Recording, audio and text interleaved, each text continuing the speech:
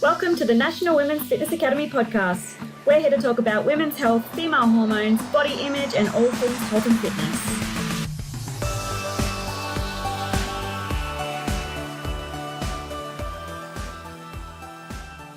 Hello, girls, and welcome back to another episode of the Women's Fitness Academy's podcast. I'm your host, Siggy, one of the WFA's educators and a body image and fitness coach. Today, I'm chatting with the lovely Aleesha Simone, who is the embodiment and expression leader for women. Now, Aleesha helps women. Well, let's start that again. She helps women access their inner fire, force, and power so they can transform their lives, relationships, and business. Now, her passion and purpose is deeply rooted in leading the world in this new paradigm of the feminine. And we're going to dive a little bit deep into this for those who are unsure about what the feminine and masculine energies are. But not only does she lead women into holding deeper reverence into every layer of their being, but she also aims to inspire them around the world to do the same as well. So for those who don't know Aleesha, can you please explain to our listeners what is the new paradigm of the feminine? Thank you. Thanks for having me, first of all. So the new paradigm of feminine existing, to me, in my words, everything, that I say is just my opinion. People might disagree, I'm not sure, but feminine energy is known as this more surrendered, receptive state. And if we look back traditionally, we can see feminine roles, more masculine roles. And I think our society now is really starting to use these terms a lot more when it comes to expression and identity and the way people show up in the world. And I think that's a good thing. It's not necessarily a label that you need to slap on yourself, but I think it's beautiful when you acknowledge those parts of you. That's why I like masculine and feminine, using those terms, because everyone can relate to those qualities within them. They're not specific to gender or anything else like that. That's just why I love to use them, and why I just personally really connect to those terms. And I think when we look at new paradigm and we say new paradigm, we're referring to this new generation that we're all walking into and becoming one of right now. Times are changing and the world is shifting. I think we've just come from this very feminist climate, almost pro women and looking down on men. And then we're prioritizing, we've had the feminine and feminism just,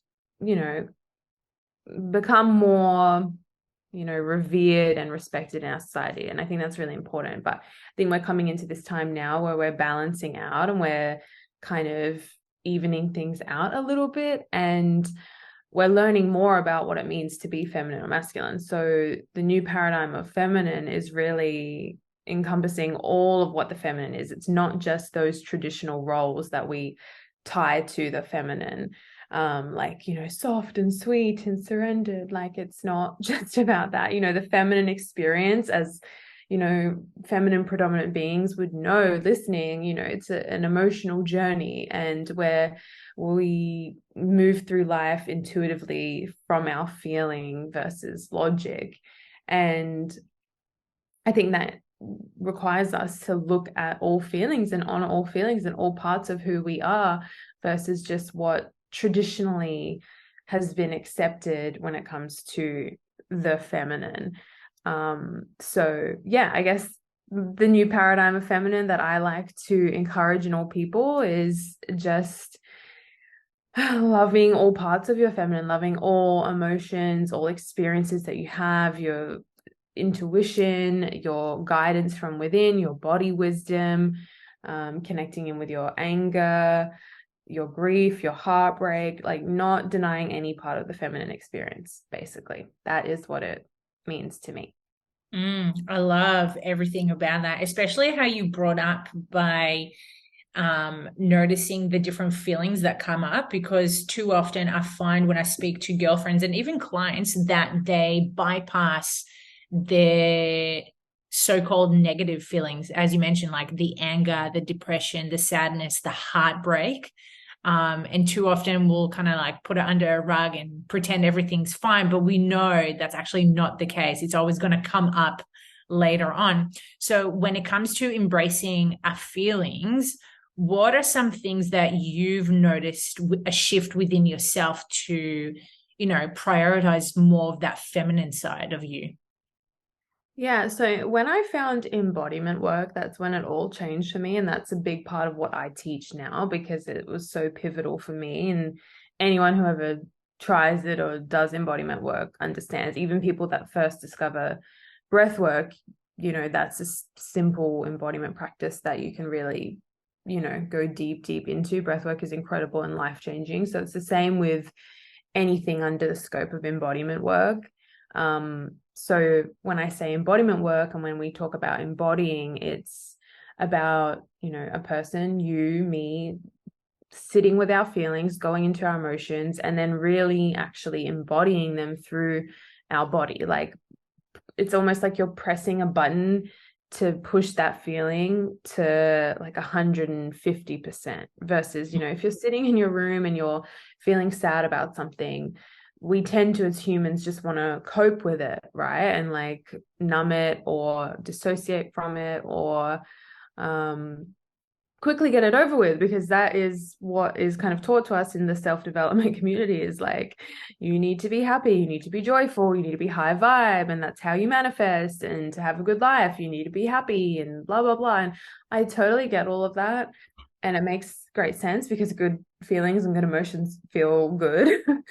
But so when we use embodiment work, it's like we feel that sadness, and instead of pushing it away, we go into it and feel it to a deeper extent, like really, really push that button to fully like cover your body in this emotion, and meet it. And in that embodiment work, you meet yourself so much deeper. You realize that you don't need to numb, and you don't need to run from yourself, and you don't need to look outside of you for that love or that acceptance or validation, because in those moments that you meet your feelings and your emotions and you stop running, you come home to yourself. And that sounds so cliche. I'm not really a cliche kind of gal.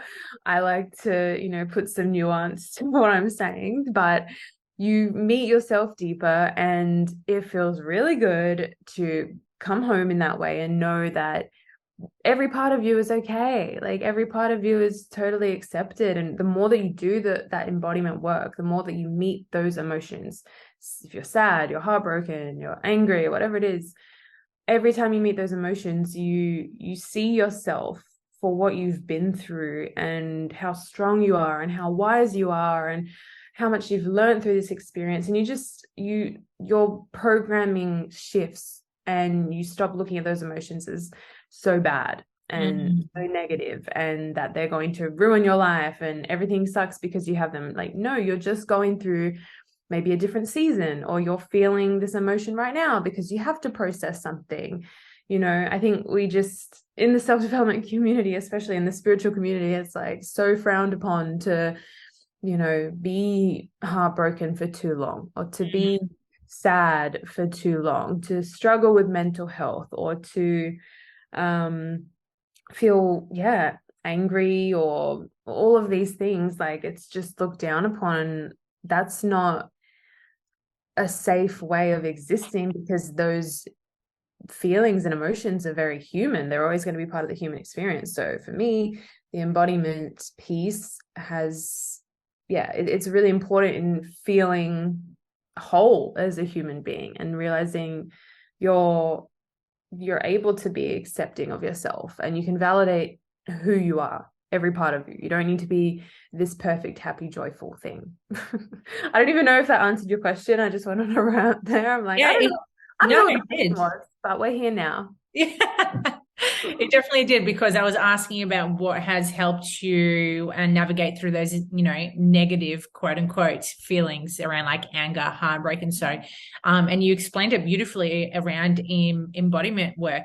And I think too many people butcher the word embodiment. I feel as if it's like this thing going on right now because everyone's doing embodiment. And don't get me wrong, embodiment work is beautiful, but you explained it so well, letting our listeners know, hey, it's not what you think it is, this like woo-woo stuff. It could be like breath work. It could be like you moving. It could be you acknowledging your feelings, journaling, whatever comes to your intuition that feels right at that moment. And you made a really good point around heartbreak. I don't know what it is. Maybe the stars are all aligned, but I feel as if I'm having so many conversations with people around heartbreaks lately. I don't know if it's because I'm going through one, but you also mentioned a point around how to not dismiss our feelings around heartbreak. Because as you mentioned, like too often people will think, oh, like I'm not over this person, but it's been, I don't know, 3 months or 6 months or how long, whatever it is. So I would love to talk a little bit more about that, because some people will be like, oh, just move on, start back on the dating apps a week later or a day later. And you have all these different opinions. And it's just like, well, fuck, like, who do I listen to? And it's just like, well, you need to listen to yourself. But I would love your input around this, because I know you're very big about being in tune with your feelings. Yeah, I think heartbreak is a huge, it's a huge theme in my life. I have been through my fair share of heartbreaks. I'm sorry to hear that you're going through, heart pain right now. And for anyone listening I feel you. It is, yeah, it's like the worst thing imaginable. I feel like personally, that's my experience. I'm just such a lover. So when I find myself in that situation, it really hits deep. And I think for feminine beings, it's the same thing. Like we feel very, very, very deeply. And I mean, everyone is so different. It can take one person like a week to move on from something, and it can take the next person a really, really long time. And I have learned through my last experience with heartbreak, being like a year out now from when it all first started for me, I'm still dealing with the pain of that, and I'm still grieving it in different ways. I feel like I finally moved on the other side, to where it's like I'm finally letting go, and I'm like the attachment and the cord has frazzled, and it's not my problem anymore in that way. But it took me so long, and I was like, so many people like thinking like, what the fuck, why am I still heartbroken over this person? Why do I still love this person? Why am I still feeling this way? It's been so long. Like, oh my God, is this pain ever going to end? And just I realized the language that I was using in reference to myself. And I was like, would you be speaking to your best friend that way if they still felt pain over someone that they loved that deeply? Like, and my friends around me know that too. They know how much I love this person. So they've never been like, oh, it's time for you to shut up now. They've kind of just held me through the process and continued to affirm to me, like, this stuff takes time. So I've really learned through this experience, like, it can take time when you attach yourself to somebody. I think the biggest thing is that it's an attachment. And if you have a very deeply spiritual relationship with this person, and it's just a deep, deep love, like that wires into your nervous system. So again, embodiment work is so powerful at healing and doing all of this, because it's in the body, it's in the nervous system, and that's where healing happens. That's where trauma stores. That's where we actually feel and process our life. It's all through the body. The body holds onto everything. So knowing that, your past, this relationship, that heartbreak is truly in your nervous system, I think you can begin to give yourself a bit more grace through the process, knowing like, oh, it wasn't just that I loved someone and we were in a relationship and my mind likes them. It's like, no, it's now in my body. And if you are so open and receptive to them and so loving and so truly trusting, like that goes in really, really deep.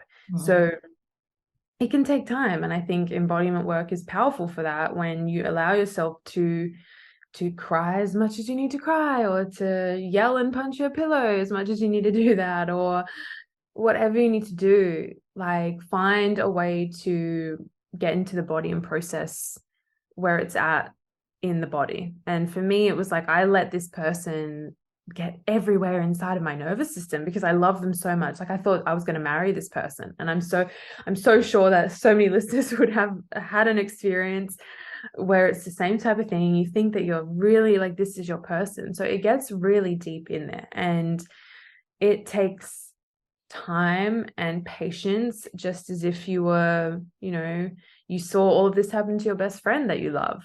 You wouldn't rush them and their experience. You would know, and you could see how deep this love went for them. Like, you would allow that person time. So I think we need to give ourselves grace with that too, when it comes to any type of trauma, any type of pain, and heartbreak is one of them. Heartbreak is like traumatic and painful. So all these things that happen in the nervous system, it takes time to rewire, because it took time to build them. It took time to let that person in. It took time to trust. It took time to love that deeply. So it's going to take some time to like get it out of you and reprint a new program, basically. It's so true. And the fact that not enough people give themselves the space and time to heal, I find that's where the big problem is. They just try and jump onto the next relationship, or, as like I mentioned before, they're just avoiding the pain because they're not wanting to face it. And you mentioned also by having friends who can actually hold the space for you when you're feeling down, and self-inflicting pain for yourself, whether it's like stalking your ex and like trying to find information where you shouldn't be, or going on dating apps where you're not ready because you're just bored. It's just like, well, wow, like you really need to sit with yourself and figure out what is it that you're really needing right now and what you're avoiding. But when it comes to friends as well, I think that's a really big one, because I don't know if you've experienced this, but in the past, I've had friendship groups where they'll be like, oh, don't worry, like you'll be fine. You'll get over it, move on. Like, he wasn't the one, blah, blah, blah. And it's just like, yeah, cool. Like, you're comforting me right now, but in a really like weird, toxic way. So what are some things that have helped you detach from that last relationship and heal? Yeah, I know what you mean. I've had a few people like that as well, and like, they're not the people that I choose to keep close to me anymore. I have realized over my time that I'm a very deep person, and I need very deep people around me. Otherwise, I will go crazy and feel very unseen. So I've had to realize I need to choose people who do make me feel seen in that way. So yeah, the ways that I've chosen to learn how to detach, I suppose. A big one for me was self-pleasure, and having to actually completely remove this person from like not just my fantasies, but like the way that my body responded to even the word pleasure was him. Like, the thought of him using his name when I'm even by myself, like I know we're getting very personal and TMI here, but I know that this could be a reality for someone. Like, so no longer doing that, no longer including him in my personal energy time, and removing his energy from that experience. And that took me a really long time. And really, like, I am not the best advocate for, not the advocate, but the best spokesperson for like how to get over someone. Because like I said, it's taken me a really long time. And I was crazy over this person. I was crazy over this man. And I really like loved him. So it took me a really, really long time. And I had to push myself to almost like crazy extremes to get over this person. Like, in terms of, I kind of like pushed him away so much because it wasn't working for me, and I wasn't getting what I needed, and it just turned into kind of this toxic thing. It's a trauma pattern when you get to a place where you can't let someone go when they want to go. So like, let that be let those words hit for people listening. Like, it is some type of your trauma patterning. If you can't let that person go, if they're choosing to leave you, if they're choosing to go, and if it's, even if two people are saying like, we want to break this off, it can still be so heartbreaking. And heartbreak is horrible. So I just think getting into that heart space, it can be very, very tender for some time.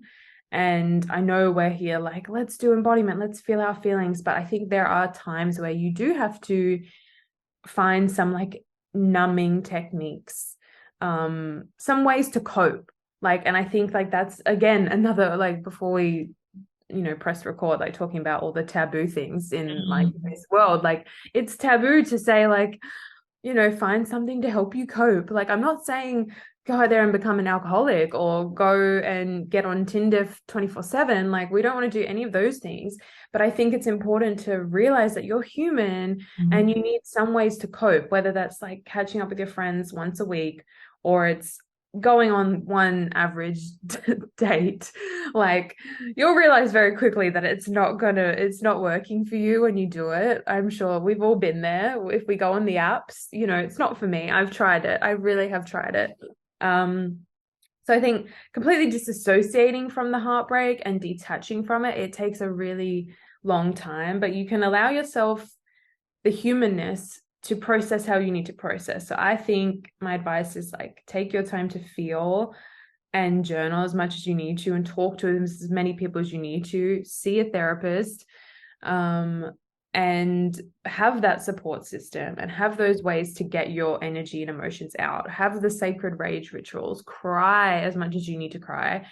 But then there comes a point where it's like, okay, how can I just channel this energy a little differently? How can I just like shut that part of my brain off for a little bit and get into the other parts of life? Because I feel like as feminine beings, we can feel one thing and it can consume us. So I think like diversifying your ways of support and your ways of feeling and processing, and just knowing that whatever you're doing and however you're trying is amazing, and it doesn't need to be perfect, and you don't need to get over someone straight away. It can take your time. You can be easy with yourself, and you can know that this is a big part of it is from, your trauma and your childhood probably, and that's why you're still feeling so attached. So I think going slow with yourself is important. Just being gentle, kind.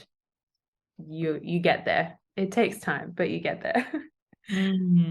I think those repeated patterns definitely come from our childhood, whether people realize it or not. And I think it takes a lot of deep work to do around that, because I noticed in my last couple of relationships that there was a pattern there, and it wasn't a healthy pattern, till I needed to do the work myself and be like, all right, I need to change accordingly to, attract the man that I'm actually wanting to be with. And again, too often people will play the blame game, be like, oh, it was their fault that it ended. It's just like, no, it always takes two people to tango.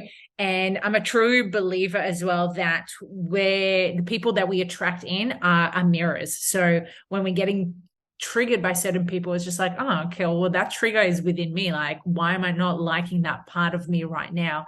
And yeah, and that, again, like, that's so relatable to heartbreak, because too often, as you mentioned, depending on the attachment style, mostly women who are anxiously attached will not want to let go, and they'll kind of want to continuously fight for it. And there's nothing wrong with that. I've been there. I know how it feels. But you also mentioned when a certain person is ready to let go, you need to just let it go instead of actually fighting it, because like you mentioned, it just becomes so toxic. Yeah, and that's a huge pattern for me being anxiously attached and having those precursors basically sewn into my nervous system from my parents and the way that I was raised. And yes, whenever anyone's in an intimate relationship, your childhood wounds are still existing there. However you cope and deal, however you show up or fail to show up with your partner, everyone's got either more avoidant or anxious or somewhere in between. Everyone has their coping mechanisms. Like, I have friends who some are more avoidant, but they still feel so much of the pain, and they just like seeing it from the other side, I'm like, you're hurting yourself too by being like this. Everyone kind of is hurting themselves by being afraid to lose love or being afraid to even receive it. Everyone's blocking something and running from something and choosing the old reality. Like, we're all doing the same thing, no matter how it looks. So that's why I think it is really important to, if you are going to start dating again, or you're choosing people to date, that they are really aware of how they show up in this way, and how they get triggered and what their pain point is, like, so what to expect. I think that's really important. And I found this, looking back on my old relationship, we were really focused on my trauma and my anxious tendencies and my stuff and my daddy issues and whatever else. And I think back now and I'm like, we barely spoke about him, and he's got a lot of stuff, and like, we just never got around to that. And it was almost like, hang on, that in itself is a red flag. That in itself is a red flag. And I mean, there are so many things that we can look at as red flags now, and everyone's reading online like, these are red flags, these are red flags. I just think you live and you learn, and you're going to date people who are probably manipulative or narcissistic, or they're going to gaslight you, they're going to ghost you, they're going to hurt you. People are going to hurt you. I think you get to a point where not enough people have hurt you, but someone has hurt you to that extent to where you're like, okay, I'm going to create my peace inside. I'm going to create what it feels like to be calm in my nervous system, so that whenever anyone comes along now, I know if they are a full yes and a no. And that's why embodiment, again, is so, so important, because you learn what feels like a yes in your body. Yeah, I don't know. I felt called to kind of let that blurt out. I think it was a really good way of blurring everything out, because I can testify that I definitely feel the same way as you felt. And I'm sure a lot of our listeners will be like, oh my God, yes, I can see myself being anxious. I need to work on my daddy issues or mommy issues. Like, it could be either way. You mentioned earlier about, so with the heartbreak side of things, we slightly spoke about with self-pleasure as well. And you said how like you had to define your way of self-pleasure after the heartbreak, because obviously there were times where you would, be thinking of him and the stuff that you were doing with him. So what are some things that have helped you with self-pleasure or embracing more of your your feminine sexuality right now, to detach yourself from that relationship and create more of that, I guess, just embracing yourself more outside of the relationship? Yeah, and I think this is so important for every single woman to feel into and discover within themselves. And I've always been a very sexual person, and I have found that through this heartbreak and through losing this person, like, it's really taken a hit to that part of me. Like, I felt a lot less, definitely haven't, like, I've been celibate too. I've been on a celibate journey. So I've like not been sexually active with men at all. Very rarely. I've had like, a few experiences here and there with people that feel safe to me, thankfully, but I haven't been having sex with anyone. And I've kind of gotten to this point where I'm like, I'm afraid of intimacy now at that point, at that level, because like I let someone in that deeply and they hurt me that bad. And I've realized through my celibacy too, and through that heartbreak, like, and through the relationship that I had that was so deep at the time and loving at the time, what my standards are and what I need. So I haven't been able to, like, there's no one that really is like catching my eye in that way. So I've been like very single, very on my own.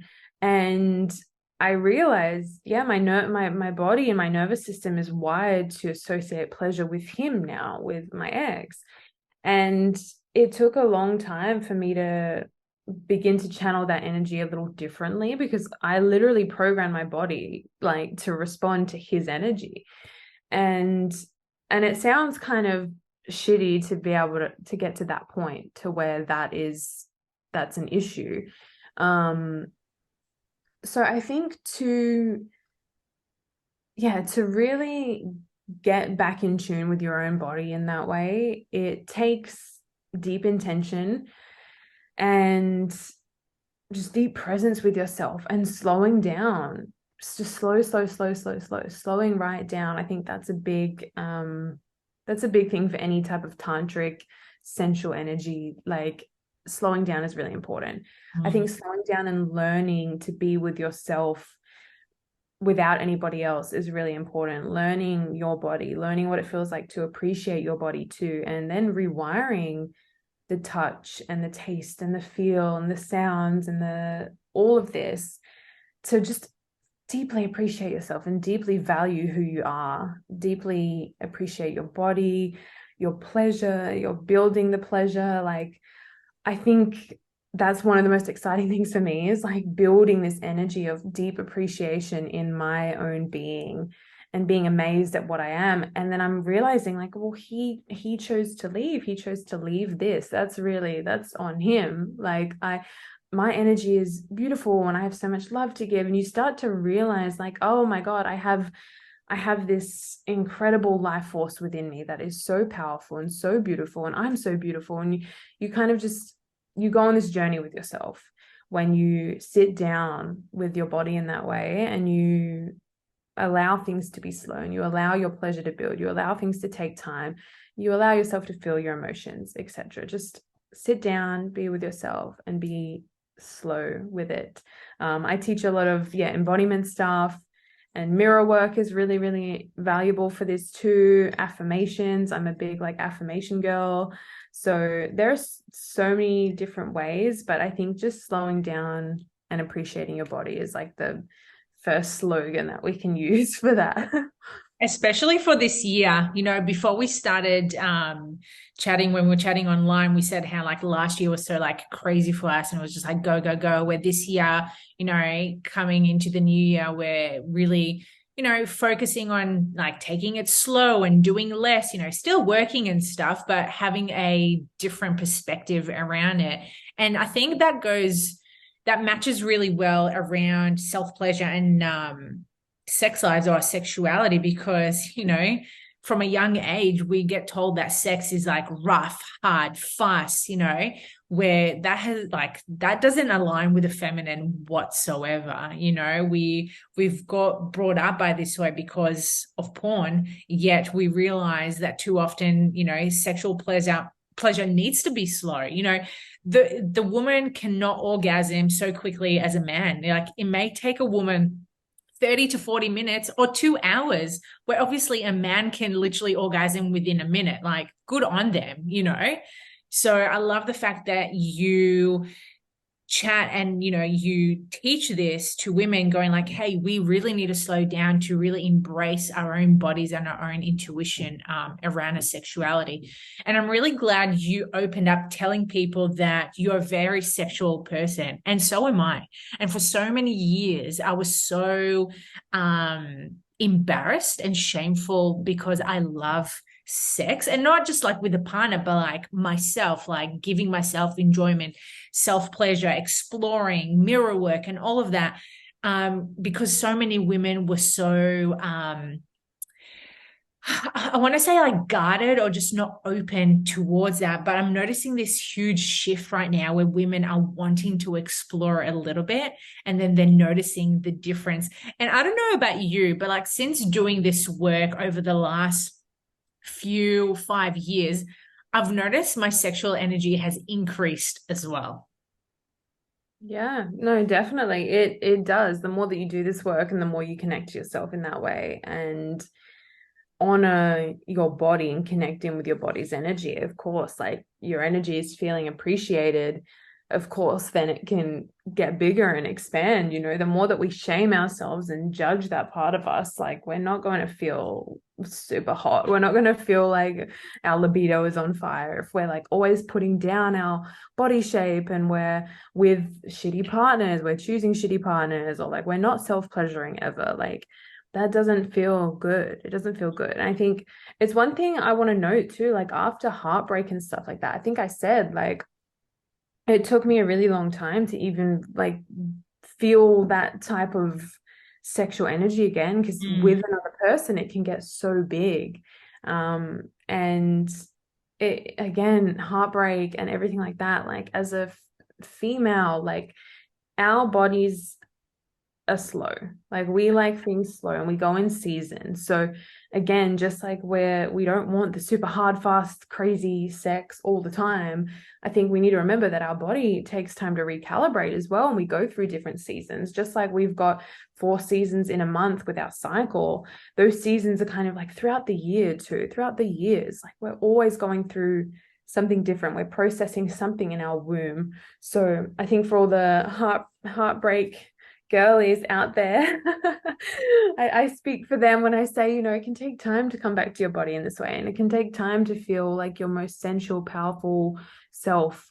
And yeah, I mean, women have been conditioned in so many ways on how we should view sex, how we should view our bodies, how we need to perform for sex, we need to perform for men. Like, I just think to all the generation that is still like getting themselves like dolled up just to get taken out to one basic dinner with a guy, and then he just gets laid at the end of the night. That's really what it is. Like, and I just think to myself, oh my God, like the beauty and the divinity in a woman's body. Like, we need to protect this energy and notice how valuable it is. And I think when you spend some time on your own for a certain amount of time, and you create your own self-pleasure practice, and you create this sensual energy for yourself, and you enjoy it for yourself, you're like, I don't want to just share this with just anybody. I like, this is so sacred and so beautiful.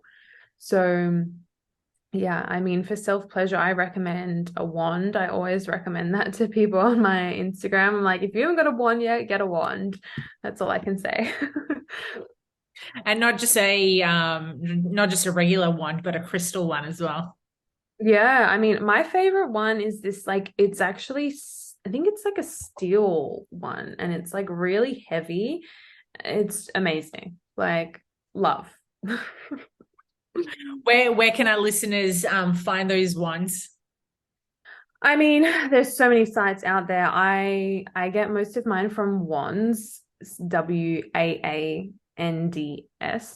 .com. They're actually a Canadian site, but the woman is amazing. I'm connected with them. I have a discount code if you want me to give it to everybody. I can. It's just Aleesha, the word Aleesha, my name. Yeah, that's where I get all of mine from, because like she loves to empower women as well and to share so much knowledge. So yeah. I love that. And speaking of empowerment, because we've kind of gone through this flow of, talking about femininity, heartbreak, self-pleasure. And I know that you're very big about your self-pleasure routines, how it empowers you for creativity towards not just life, but business as well. And I really want us to finish today's conversation around like, how can we embrace more of that self-pleasure connection to creativity during our business, and like how that can lead us to better performance? Yeah, I think for me, I realized that the more I prioritize embodiment and pleasure, then the better I can show up in business, in friendships or relationships as well. So I think that's what it is for the feminine. Like, it's really, we're not masculine logical beings. Like, we don't work like that. We don't work on 9 to 5 clock in our head. We work intuitively. And I think if you're a creative or you're a business owner, you're like me, we need that spark of energy to come forth before we jump in and do something. We don't work off a plain to-do list. We work based on our energy and our cycle. So I think really prioritizing the embodiment, prioritizing your pleasure and what makes you feel more yourself, what makes you feel more heart open, what makes you feel more sensual, what makes you feel more powerful as a feminine being. Like, those things are the priority, because then when you do them, you know exactly how to show up in your business. You know exactly what to write. You know exactly what to share. You know exactly how to lead people. You know exactly how to tap into your body and guide others to do it. Like, you're doing it. You're doing the work and the practice. So yeah, I think that's the main thing for me that I would say is like prioritizing that, and then let business and other people and everything outside of you come second. I think remembering that you come first, Mm. you know, in many ways, you come first. So yeah, that's what I would say about that. It's so true because again, like it comes down to our health as well. If we're not prioritizing our own inner health or our own well-being, how are we able to show up for everyone else or even our businesses? Mm-hmm. Yeah, exactly. I think I've learned that over my however many years now, and I think I know what my body needs now. And I think everyone individually, uniquely, you learn as you go along. You don't need all the answers to everything right now. You don't need to be stressed out. You don't need to have everything perfect. I think we just have so much pressure on us as women in this society, as business owners, to have it all together and have the perfect feed and have the perfect life and the perfect everything. And like, I'm at this point where I'm like, just say fuck that to that. Stop putting pressure on yourself. Find your own cycles, rhythms, and learn how to treat your body the way that it needs. That it requires you to. It's about you. So you first, you inward first, and then outward. Let everything else come next. And yeah, I think the inspiration, the creativity always comes when you are truly embodied and truly connected, and you're ready to share. You're in that season. Like, you know, we keep bringing it back to, I guess, the heartbreak conversation, but you know, if you've gone through something big in your life, like it can take some time again to, you know, get that spark back, and you're going through a healing process. So some people might be in like a winter phase right now, and like that's totally okay too. I've been in a long winter phase. I'm really just kind of in the springtime now, I feel like. So yeah, just as feminine women, we have to learn to be in tune with our bodies, and I think we find more grace and compassion for ourselves that way. Yeah, 100%. There needs to be a lot more compassion towards how we're feeling. And again, like as you mentioned, like giving yourself a little bit more grace about the feelings that we're experiencing too. Mm-hmm. Yeah, exactly. So true. What's one thing that's going to help you this year to take the pressure off?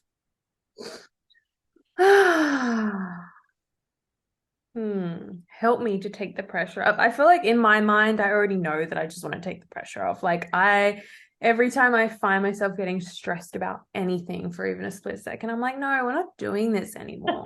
Like, I don't want to feel like that. Like, you know, stress and like anxiety and these ruminating thoughts and comparing ourselves and all this bullshit, like they're all just stories that we claim as our own, and we listen to our thoughts and think that that's the reality. And it's like, hang on, no, I can grab you and tell you to shut up for a moment, and I can retrain the thoughts then and there. And it's not to say that my life is going to be perfect and everything's perfect and I'm never going to have a bad thought. I think when I come across ruminating thoughts and pressured thoughts, I'm just my new response to that is like, no, this doesn't have to be true. And if it feels true for today, then that's okay. It can be a day. Like, I'm really just allowing myself to take time and remembering that, like, you know, if nothing changed in 1 year, but I felt softer and more receptive and more relaxed at the end of this year, then that's a win. Like, I don't need to rush everything like social media keeps telling me that I do. Like, Mhm. honestly, it feels so much better to live on my own cycle's needs, listening to my own body. Like, where am I at in my month? How is my body and my hormones actually responding to my life right now? Versus like, I need to do all these things because this girl on social media is doing all these things. And it's like, that's not my life. This is my life. This is my body. Yeah. 100%. Taking that pressure off from social media for sure. Yes, social media is just a fake land. And I think it's important to follow, if you're going to follow people on there, make sure they're real people, real ones who like to keep it real with you. And yeah. I love that. And speaking of social media, how can our listeners follow you? How can they work with you? Yeah, so my Instagram and my TikTok are both the Aleesha Simone. Aleesha spelled Aleesha, and then Simone, everyone should know how to spell that. And then I'm on Twitter as well. I use Twitter a lot, but that's my last name, but people can find me wherever, I'm sure. It's not hard to find me, but I'm mostly on Instagram. I've been a bit, like we're talking about slowness. I've been very slow on social media the last few months, and it's great for where I'm at. Like last year I was like a crazy person on social media all the time, and now I'm in a different season, but you can still find me there. Yeah, you can definitely find Aleesha on social media and follow all her educational posts and your webinars as well. I'm pretty sure you did one about embodiment work. Was it at the end of last year? Yeah, so I run my new kind of signature embodiment program. It's called Eros of You, and it's a 3-week thing, so like super simple, fairly short, but it's 3 calls helping women tap into this embodiment work. So heart opening, heart connection, sacred rage, and then sensual energy as well. And I think that's a kind of, they're like the good baseline for understanding this type of work. So that's kind of what I'm doing in my embodiment courses at the moment. Yeah. Love that. Well, girls, I hope you all found this very insightful. And for whoever resonated with this, please make sure that you share it, leave us a review, screenshot and tag us at the Women's Fitness Academy, tag Aleesha, tag myself. And then till next time, I hope you take your sexuality and self-pleasure to the next level. And like Aleesha said, grab yourself a wand. Yes.